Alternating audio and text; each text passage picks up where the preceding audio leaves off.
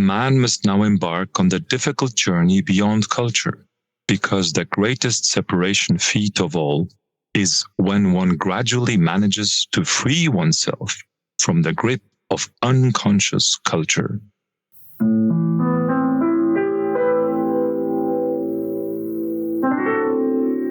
Hello, this is Joseph Scholz, and welcome to the Deep Culture Podcast, where we explore the science and psychology of intercultural understanding. And I am here with Yvonne van der Pol. Hello, Yvonne. Hi, Joseph. Wonderful to be here again. So, Yvonne, this is episode 36. We are kicking off season 4. Amazing, isn't it? We're still going strong. Yes, we are. And the Deep Culture Podcast community keeps growing. That is great. So for season 4, we want to focus on stories of discovery and transformation.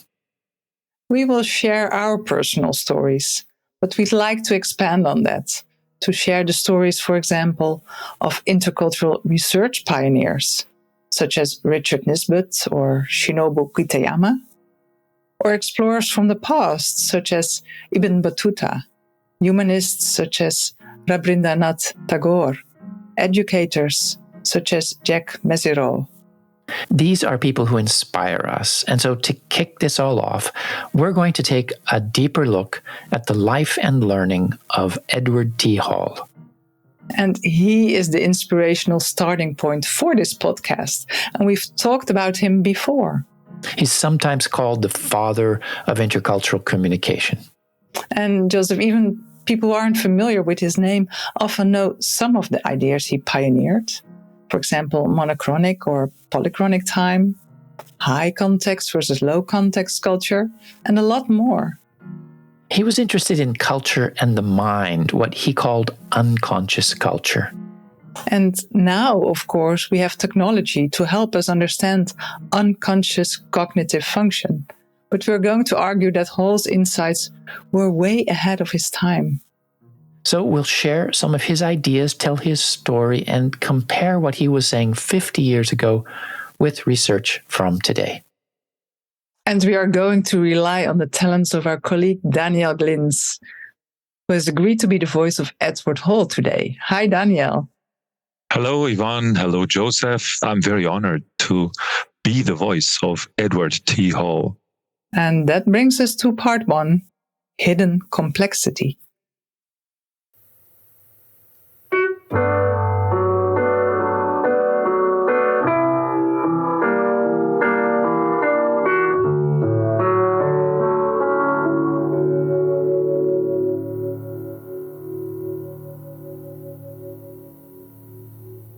Joseph, you've been a fan of Edward Hall for years.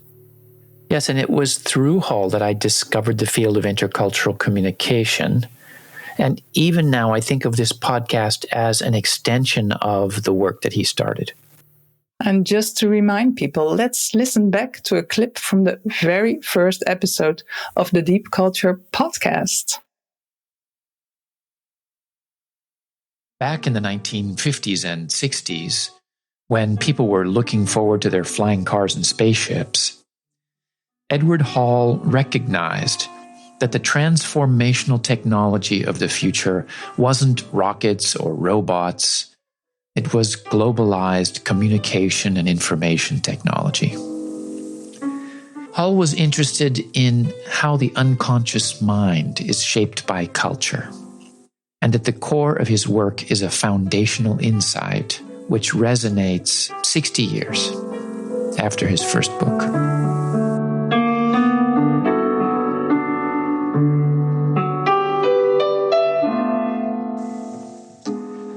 For Hall, superficial appreciation of other cultures is easy, it's interesting. But deeper intercultural understanding requires more than that. Cultural difference is not just a set of customs. It represents a different way of making sense of the world, of valuing, of being ourselves.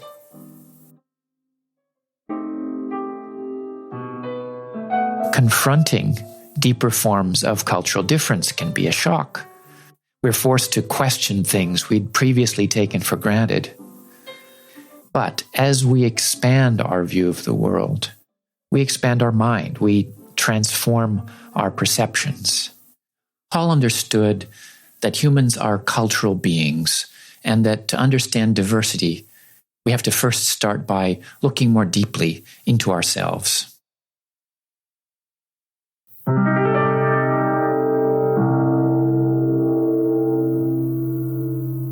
Let's talk for a minute about just how unique his insights were. And I think of this in terms of hidden complexity.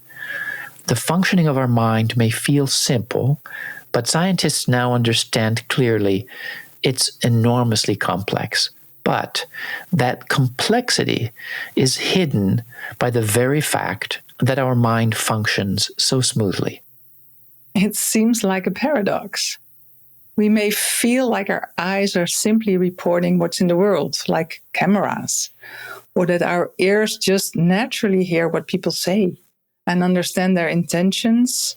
But seeing, making sense of language, or understanding other people is unimaginably complex. And Hall understood that this was true about culture as well. The complexity of culture, its influence over us, the ways that it shapes our mind.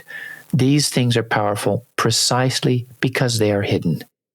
And in his autobiography, he tells the story of how he came to these insights. And that is the story of discovery that we'd like to share today. But first, let's give some background. Edward Twitchell Hall Jr., his friends called him Ned, was born on May 16, 1914, in the southern United States near St. Louis, Missouri. And Hall was trained as an anthropologist, and at first his research used traditional methodology. But actually, his story of cultural learning doesn't start there. No, and when he talks about the experiences that had the biggest impact on him, it wasn't what he learned in his anthropological training.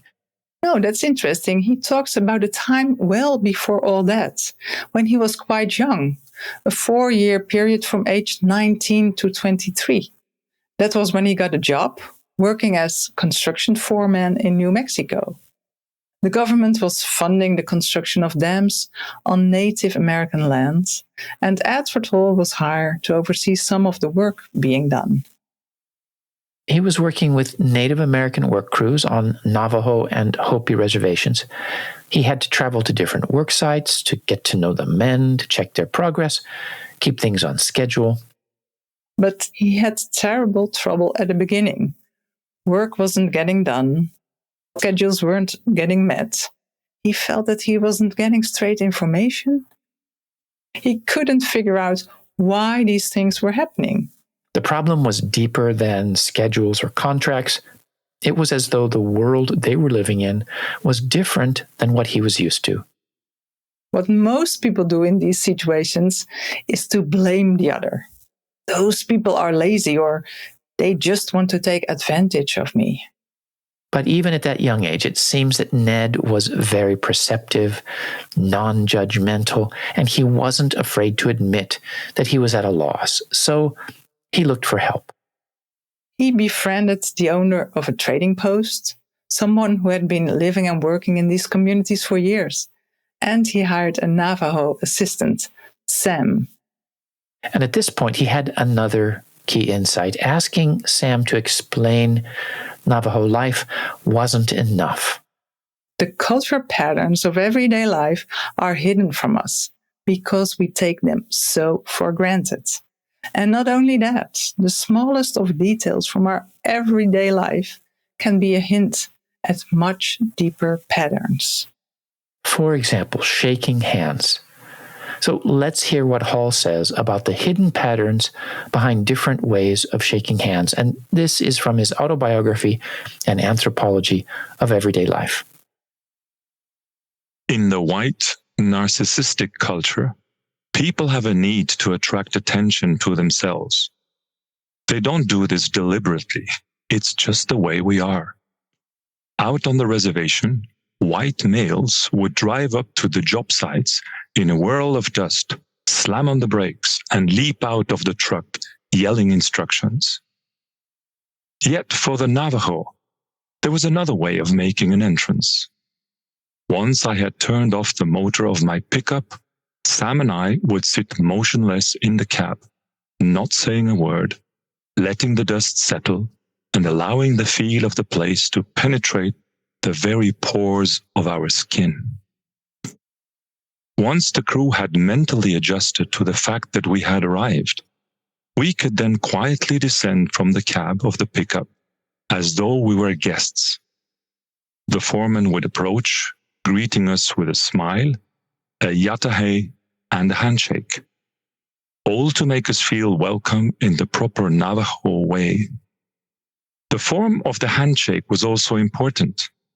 For white American males, the emphasis is on a firm, strong handshake with direct and unblinking eye contact. One must demonstrate mutual respect, equality of status, strength, sincerity, and dependability. With the Navajo, the handshake is different. The emphasis is on proper feelings rather than image. One does not look the other in the eye.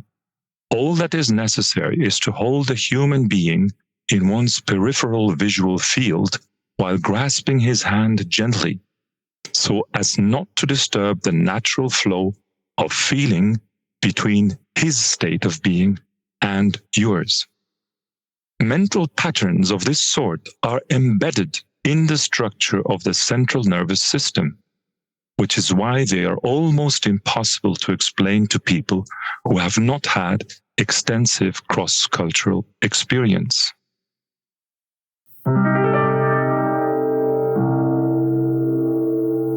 I love how Hall sees so much in the smallest of everyday actions. A handshake is not just a handshake.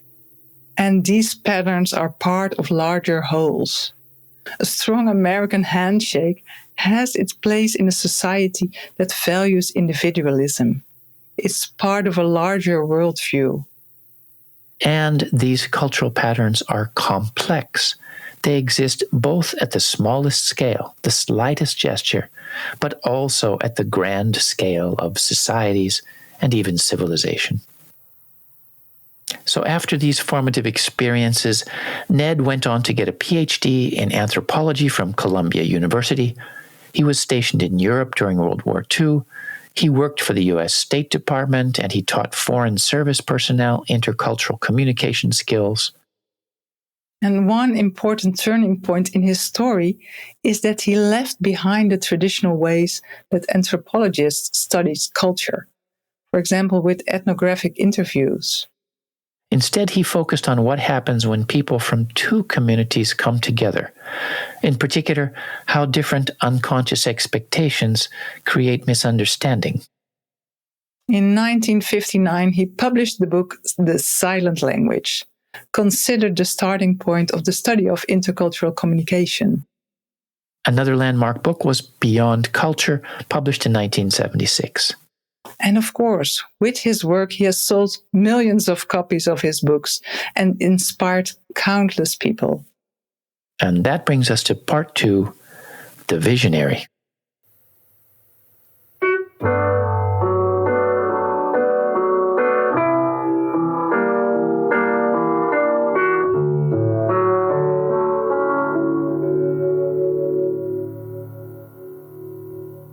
So, Joseph, in episode 2, you told the story of how you were inspired by Hall's work.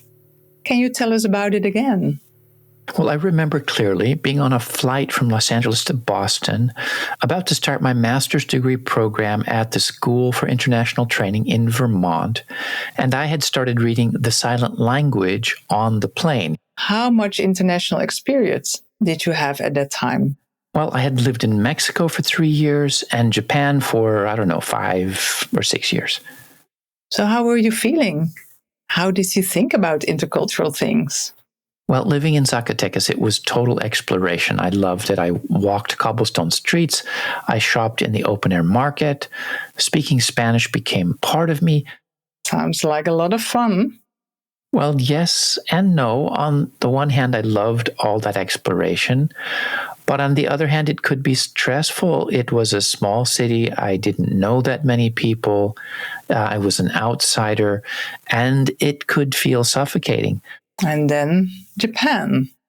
Which was a whole different world entirely. Japanese was so much more difficult to learn than Spanish. It turned my brain inside out, and it took so long to figure out what things mean, what people were thinking. Life in Tokyo was very different from life in Zacatecas. Oh, yes. So let's go back to your plane ride. The silent language. Do you remember your first impressions? Absolutely. I remember looking up from the page and looking out of the window of the plane. I remember thinking that his writing style was a bit tedious, but he was putting into words things that I had felt but had never been able to think about clearly, and especially this idea of unconscious culture. So, Yvonne, what has Hall's work meant to you? It's as you said, Hall puts into words things which I felt but couldn't explain. For example, I just took up the silent language from my bookshelf and noticed all these post-its. For instance, this quote. North Europeans and those of us who share in this culture make a distinction between whether or not a person is engaged in an activity. In fact, we distinguish between the active and dormant phases of everything. Just plain sitting, trying to capture a sense of self, is not considered to be doing anything. In a number of other cultures, just plain sitting is doing something. So, what's your experience with that? Well, I can definitely say that I've been raised to value activity. My parents had their own company and were always busy. Dormant phases didn't exist in their vocabulary, nor in Dutch culture at large. Well, that's the image of Dutch society, for sure. On the other hand, when I did my anthropological research in small local communities in the tropical rainforest in Costa Rica, in the middle of the rainy season, I got in touch with these dormant phases, with the slower pace of life, with investing time in relationships. Well, that must have been a big adjustment. It was, but I started to understand that if you don't get to know people, any activity is doomed to fail. There was just no trust. I had to adjust to hanging out, to chat a bit, to just be amongst the others, or to wait for someone to come. And then over time, I could ask questions. And slowly, deeper conversations started. Actually, it sounds like there are parallels with Hall's experience. Oh, yes, indeed.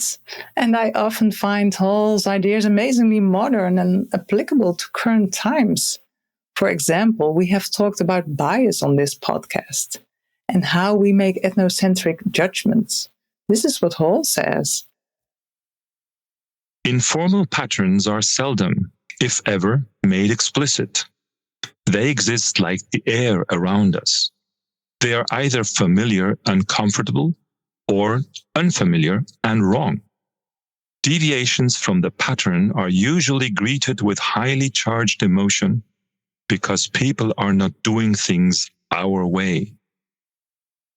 Deviations from the pattern are usually greeted with highly charged emotion. You know, this is so similar to the way that we have talked about cognitive biases on this podcast. So, Yvonne, let me confess a bias that I have.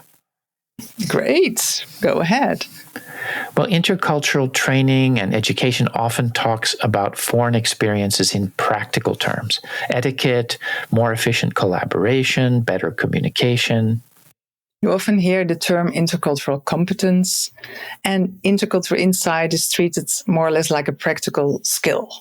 Right, and this frustrates me because understanding the cultural nature of human beings is so much more than having effective meetings. And Hall was not afraid to ask big questions, to explore hidden parts of the self, the challenges faced by humankind. On the one hand, he had a deep interest in psychology and the unconscious mind. cultural learning was related to self-understanding. But on the other hand, he had this very global vision. This, for example, is from his book Beyond Culture. Man must now embark on the difficult journey beyond culture, because the greatest separation feat of all is when one gradually manages to free oneself from the grip of unconscious culture. And also this one. Understanding ourselves and the world we have created, and which in turn creates us, is perhaps the single most important task facing mankind today. And to think that he published this book in 1976. Which brings us to part 3, Hall ahead of his time.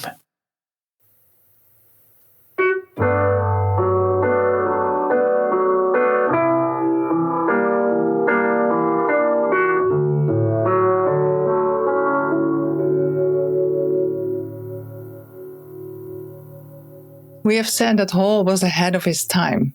So let's talk about what we mean by that. Well, first, some background. Hall was interested in the unconscious mind, but when he was writing, from, for example, the 1950s to the 1970s, there was little understanding of how the brain worked. Most commonly in those days, people thought of the unconscious mind as described by Sigmund Freud as this realm of animal urges or shameful desires. But in the last 30 years or so, technology has allowed us to get a better understanding of cognitive processes, and we now know that the unconscious mind is much more complex than we imagined. So Hall being ahead of this time means that his ideas about culture and mind are often quite close to our current understanding, and were very unusual for someone of his era. So let's give some examples. Hall recognized what cultural neuroscience has confirmed, that culture shapes our mental processes in important ways. The brain is not simply an information system full of cultural knowledge. Cognitive processes themselves are shaped by culture. In other words, humans are cultural by nature. Or as Hall says, there are deep cultural differences that must be recognized before one can arrive at the underlying human nature we all share. Or when he says, what has been thought of as mind is actually internalized culture. And remember, when telling the story about handshakes with his Navajo workers, he said, mental patterns of this sort are embedded in the structure of the central nervous system, which is why they are almost impossible to explain to people who have not had extensive cross-cultural experience. And this is remarkable. Hall was talking about the cultural patterns of mind in an embodied way, as integral to our physical being, not just a behavior or custom. But this is exactly what specialists are saying today. For example, Shinobu Kitayama, a top researcher in this area, says brain patterns are shaped by a variety of cultural and environmental inputs, and genes somehow interact with this relationship. The resulting product is thus sociocultural as much as it is biological. So Kitayama is saying that culture, body, and genes all interact with each other to shape the functioning of the brain. An idea that would not have surprised Hall at all. Let's give another example. Hall understood that the unconscious mind is not primitive at all. It handles very complex tasks intuitively, and it is shaped by culture. In other words, our behavior is guided unconsciously by cultural patterns. And here's what Hall says. Once learned, these behavior patterns gradually sink below the surface of the mind and, like the admiral of a submerged submarine fleet, control from the depths. Hall is referring to being controlled by hidden forces, the admiral in a submarine controlling things from below. on this podcast, we refer to this as the intuitive mind, or by using the metaphor of our mental autopilot. The mental autopilot is really similar to Hall's image, which refers to being controlled by forces that we are unaware of. But this is what the science is telling us. Now, I first heard the idea of the mental autopilot from the cognitive psychologist Timothy Wilson, and he researches unconscious mental processes. And he says, the mind operates most efficiently by relegating a good deal of high-level, sophisticated thinking to the unconscious, just as a modern jumbo jetliner is able to fly on automatic pilot with little or no input from the human conscious pilot. And we have talked about this before. We rely on our autopilot from the moment we wake up. We brush our teeth on autopilot. We make small talk on autopilot. It manages 1,001 daily activities and is shaped by culture. And this helps us understand culture shock as well, because the patterns of our autopilot don't match the patterns in a new cultural environment. It's autopilot overload, actually. One more thing. Let's touch upon Hall's insight into cultural differences in cognition. In other words, our mental processes are influenced by culture. And there's a lot of research now to show us that. I'm thinking, for example, of the work of Richard Nisbett or Shinobu Kitayama. As Kitayama says, over the last several years, researchers have produced a sizable body of empirical literature showing different brain activity patterns across cultures when individuals perform certain psychological tasks. And this research is related to things like information processing, emotion regulation, the experience of self. And there is Edward Hall, years before this kind of research was being done, saying the same thing. We have been taught to think linearly rather than comprehensively. And we do this not through conscious design or because we are not intelligent or capable, but because of the way in which deep cultural undercurrents structure life in subtle but highly consistent ways. Hall is saying that our cognitive processes are shaped by the cultural patterns of our environment, which is precisely what research is showing. Another of Hall's insights relates to what is now called predictive processing. And we have talked about this before. It refers to our mind's reliance on previous experience to shape our response to the world. Our mind is a predictive machine, so to speak. And this is what Hall had to say about this. People's nervous systems are organized according to the principle of negative feedback.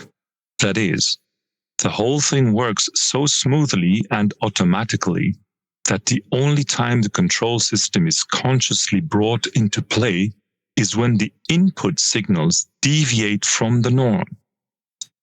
Therefore, people are for the most part unaware of the patterns and reference signals governing behavior. So Hall had identified the way in which our mind is always anticipating what comes next and notices anomalies. This is something we talk about in terms of the Oz moment, or some people call culture bumps, these little surprises that we have when in a foreign environment. Woo, we have covered a lot here, and we need to close. But I don't think we should end on a technical note, Joseph, because for me, Hall's contribution was not simply insight into cognitive function. It was his larger vision. Yes, he really was a humanitarian, and he believed that foreign experiences bring us face to face with parts of ourselves that we're unaware of. And because of that, deep cultural experiences are really about understanding ourselves and growing as a human being, and that this is a challenge faced by humankind. And in this podcast, we talk about that as learning to be a cultural bridge person so we can reach across these cultural gaps. And so today we have been telling the story of Edward Hall's cultural learning journey. And in the months to come, we'll explore the journeys of other people as well. So today we referred to the work of Edward T. Hall, his book, The Silent Language, his book, Beyond Culture, and his autobiography, An Anthropology of Everyday Life. We also mentioned Shinobu Kitayama. His article was Mapping Mindsets, the World of Cultural Neuroscience, and also Timothy Wilson, his book, Strangers to Ourselves, Discovering the Adaptive Unconscious. The Deep Culture Podcast is sponsored by the Japan Intercultural Institute.